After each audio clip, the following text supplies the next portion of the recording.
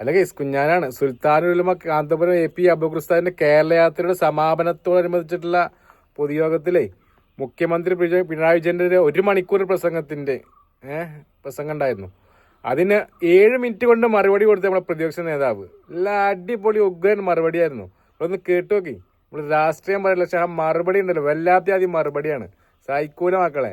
Video ഒന്ന് കണ്ടു നോക്കാൻ നോക്കില്ലേ നമുക്ക്? ഓക്കെ. ആക്രമിക്കാൻ ഒരു കൂട്ടർ ശ്രമിക്കുന്നു. ജാതിയുടെ പേരിൽ, മതത്തിന്റെ പേരിൽ ഭിന്നിപ്പുണ്ടാക്കി വിദ്വേഷ പ്രസംഗങ്ങൾ നടത്തി നമ്മളെ ശത്രുക്കളാക്കാൻ, അതിലൂടെ അധികാരത്തിലെത്താൻ, അധികാരം പിടിച്ചെടുക്കാൻ ചിലർ ശ്രമിക്കുന്നു. അതിനെതിരായി നമ്മൾ പോരാടേണ്ടത് തോളോട് തോൾ ചേർന്ന് നിന്നുകൊണ്ടാണ്.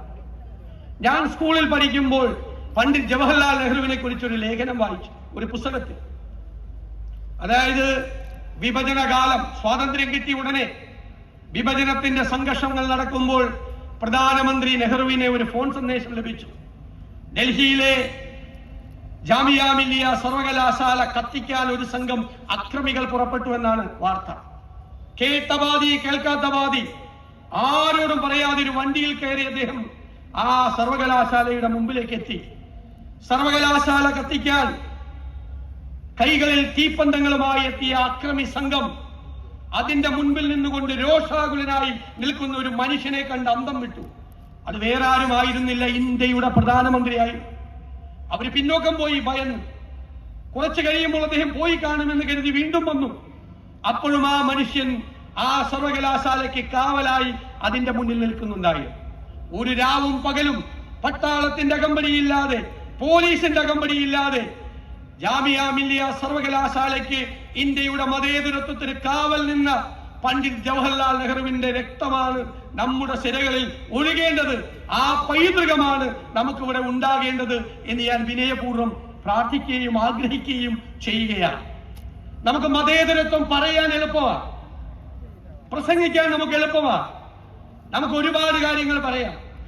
മതേതരത്വം ഒരു വശത്ത് പറഞ്ഞുകൊണ്ട് മറ്റൊരു വശത്ത് വിദ്വേഷ പ്രസംഗം നടത്തുന്നവരെ നമ്മൾ പൊന്നാടയിട്ട് സ്വീകരിക്കരുത്.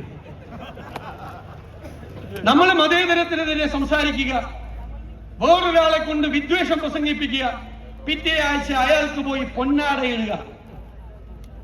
അങ്ങനെ ചെയ്യരുത്. നമ്മൾ കാറി കയറ്റിയാലൊന്നും കുഴപ്പമില്ല, പക്ഷെ കാറി കയറ്റുന്നവരെ നമ്മൾ സൂക്ഷിച്ചു വേണം. അവര് വിദ്വേഷം പ്രസംഗിക്കുന്നവരാകരുത് എന്ന് നമുക്ക് ഉറപ്പുവരുത്തണം. അതിനെതിരായി ചെറുത്തു നിൽക്കാൻ, പ്രതിരോധം സൃഷ്ടിക്കാൻ ഒരു മനസ്സുണ്ടാകണം. അതിൽ കാപട്യമല്ല വേണ്ടത്. വോട്ട് നഷ്ടപ്പെട്ടാൽ വോട്ട് പോകട്ടെ എന്ന് വിചാരിക്കണം. തെരഞ്ഞെടുപ്പിൽ തോറ്റാൽ തെരഞ്ഞെടുപ്പിൽ തോറ്റു പോകട്ടെ എന്ന് വിചാരിക്കണം. മതേതരത്വത്തിൽ തൊട്ട് കളിച്ചാൽ, വിട്ടുവീഴ്ചയില്ലാത്ത നിലപാടെടുത്ത് വാക്കു പറഞ്ഞാൽ വാക്കായി അതിന്റെ കൂടെ നിൽക്കണം. ഇരട്ടത്താപ്പ് പാടില്ല, കാപട്യം പാടില്ല.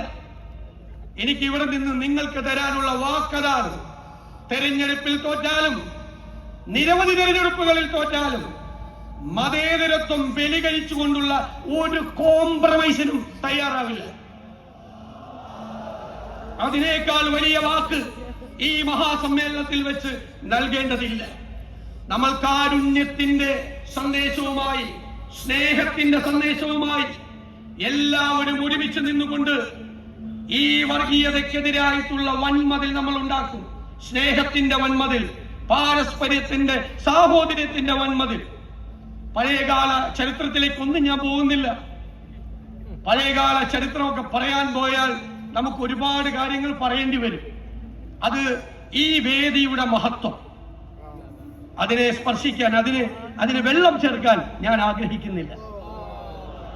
ഞാൻ വേദിയിലും സദസ്സിലും ഇരിക്കുന്ന എല്ലാവരെയും അഭിവാദ്യം ചെയ്യുന്നു. അഭിവന്ദ്യനായ ഉസ്താദ് നടത്തിയ ഈ കേരള യാത്ര, ആ സന്ദേശമാണ് കേരളത്തിലെ ജനങ്ങളുടെ മനസ്സുകളിലേക്ക് നൽകിയത് എന്നുള്ള സന്തോഷം പങ്കുവെച്ചുകൊണ്ട് എന്റെ വാക്കുകൾ ചുരുക്കുന്നു. അപ്പൊ വീഡിയോ കണ്ടില്ല എല്ലാവരും? അപ്പൊ ലൈക്ക് ചെയ്യുക, ഷെയർ ചെയ്യുക, കമന്റ് ചെയ്യുക. ആദ്യമായിട്ട് കാണുകയാണെങ്കിൽ നമ്മുടെ ചാനൽ സബ്സ്ക്രൈബും ചെയ്യുക. ഓക്കെ, എല്ലാത്തിനും